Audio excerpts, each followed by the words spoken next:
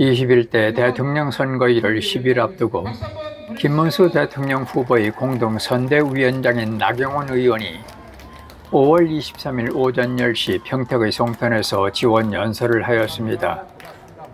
이날 원유철 국민의힘 전 의원의 소개로 등단한 나경원 의원은 이번 선거는 상식과 비상식의 대결이라며 누가 대한민국의 자유민주주의와 법치주의 핵심 가치인 헌법 가치를 지킬 것인가 물음에 김문수 후보가 지킬 것이라며 여론조사에서 김문수 후보가 6% 앞섰다며 경기도에서 이곳 평택에서 새바람을 일으켜달라고 호소하였습니다.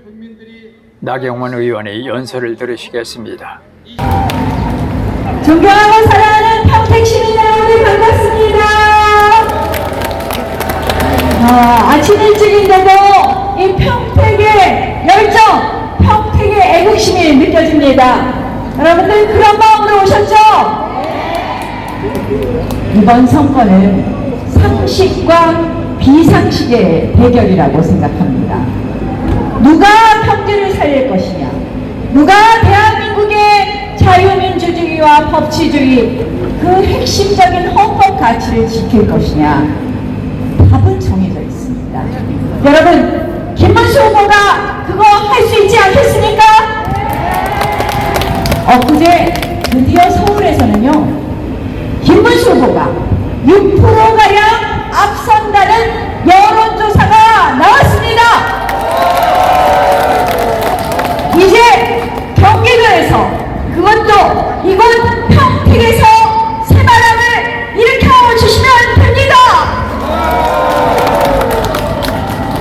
경제 살리겠다고 이재명 후보 2019년까지만 해도 삼성은 망할 기업이라고 얘기하던 사람이 요새는 딴 얘기하잖아요. 들으셨죠, 여러분? 저는 경제를 살린다고 하면서 오른쪽으로 간다라고 말을 하는데, 여러분, 삼성 반도체 공장을 김문수 후보가 유치했기 때문에, 그 어려운 일을 해냈기 때문에 드리는 말씀이 아니라, 대한민국이 지금 굉장히 어려운 것이 초격차 기술이 없어지기 때문입니다. 이게 무슨 말이냐? 대한민국만 가지고 있는 기술이 없어지는 거예요. 중국이 맹추격을 합니다. 왜 그렇게 됐을까요?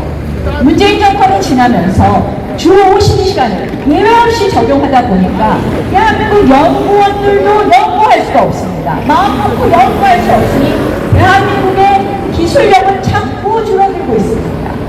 그래서 저희가 작년 1년 내내 민주당에 요구한 것이 반도체 특별법을 꼭 통과시켜달라. 지금 잘못하면 삼성이 반도체에서의 기술 경쟁력이 없어질 수 있다.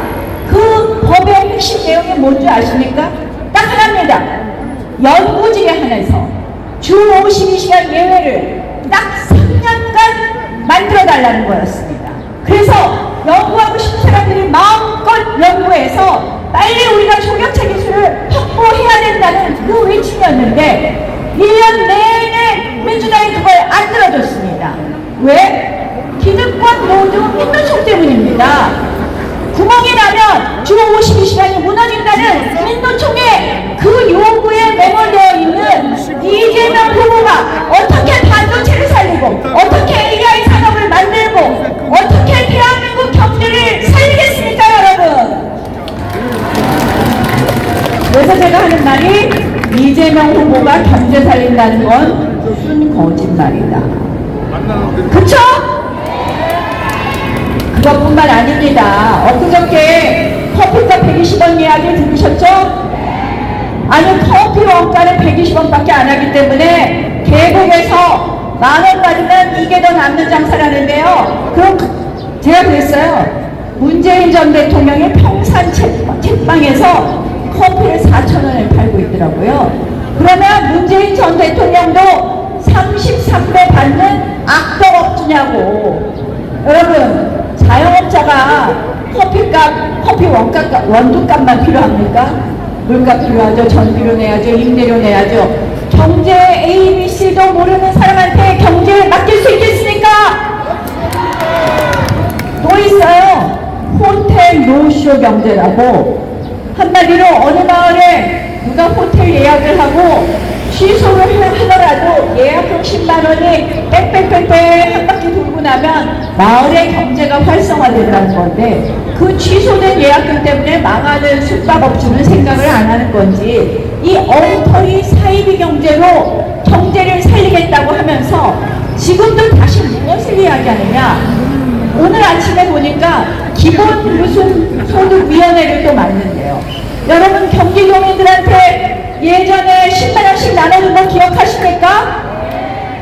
그래서 그때 우리 밥 써먹으니까 저도 공짜 돈 주면 좋긴 하더라고요. 저는 경기도민이 아니라서 90만 원을 안 받았지만 근데 여러분 그거 아십니까? 그 부채가 1조 5천억 원이라서 그걸 작년부터 경기도가 갚느냐고 또 허덕허덕 걸고 있어요. 그러니까 다시 대통령 되면 또 기본소득위원회 하면서 또 기본 이거 한다는데 여러분 이거 갖고 경제 살릴 수 있겠습니까? 그래서 제가 드리는 말씀은 이재명의 경제관으로는 절대 대한민국 경제 살리지 못한다. 김문수 후보는요 뭐 아까 파도 미담이라고 파파미라고 얘기를 했지만 저는 요새 파파성 그렇게 말합니다. 파도 성과만 있다. 경기도 평택의 반도체 공장은 물론이고 그때 일자리 3만 개 만드셨습니다. 지사 재임 시절에 86만 개 일자리, 전국에 있는 일자리의 절반이 경기도에서 만들어졌습니다. 판교 테크노밸리 만들었죠. LG 파주 디스플레이 공장, SK 하이닉스 다 대기업 유치했습니다. 그리고 황교 신도시도 만들고 동탄 신도시도 만들었는데 여러분 구속된 공무원 보셨습니까? 한 명도 없죠? 의문사 한 사람 보셨습니까? 저는 성과만 있는 것이 아니라 이렇게 청렴하게 하기 때문에 그 공공의 이익이 다 우리 주민들 손으로 돌아오는데 이 대장동 백현동 사건이 뭡니까? 수사하다 보면 갑자기 의문사하는 분이 생겨요.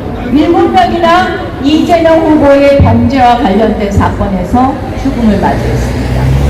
그리고 그 대장동 백현동 사건의 핵심은 종상향을 몇 단계를 해줘갖고 수천억 원의 민간업자가 벌어가는데 이렇게 벌어갈 때는 우리가 무슨 재개발을 해도 이득이 나면 공공이 이익을 환수하는데 그 이익을 단 한 푼도 환수하지 않았다. 그건 무슨 말이냐? 성남 시민한테 가져갈 것을 몽땅 민간 개발업자가 가져갔다. 그러니 여러분 이런 사람한테 나라는 것 맡기면 대한민국 거덜나지 않겠습니까? 그래서 저는 이재명 후보한테는 이런 점에서도 맡길 수 없다. 또 하나 있어요. 대북 송금으로 지금 재판받고 있는 거 아시죠? 네! 북한에다 돈 퍼주고 게다가 뭐 엊그저께 용산 집중유세를 할 때 보니까 무슨 뭐 북한이 휴전선에 방어벽을 쳤는데 남한이 밀고 올라갈까봐 그랬다 이렇게 얘기를 하니 뭐 6.25 부침이란 얘기지 무슨 이런 것처럼 이상한 얘기를 하니 이런 안보관을 가진 사람하고 트럼프 대통령이 얘기하겠습니까 여러분? 그러니까 우리 요새는 한미 동맹이 안보요 경제 아니겠습니까? 그래서 저는 이재명 후보한테 나라 맡기다가는 대한민국은 다시 일어서기 어렵다 이렇게 생각을 합니다. 여러분들은 동의하시죠? 네.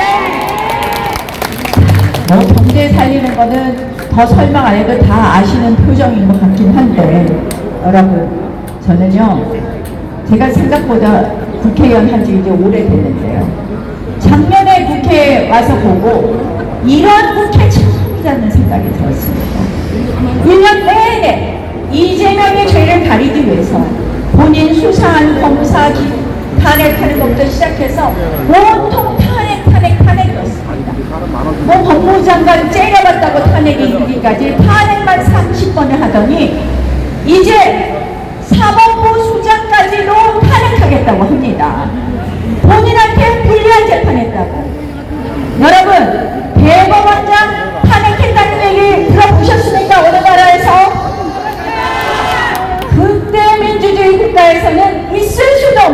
겁니다. 딱 한 번 그런 나라가 있었어요.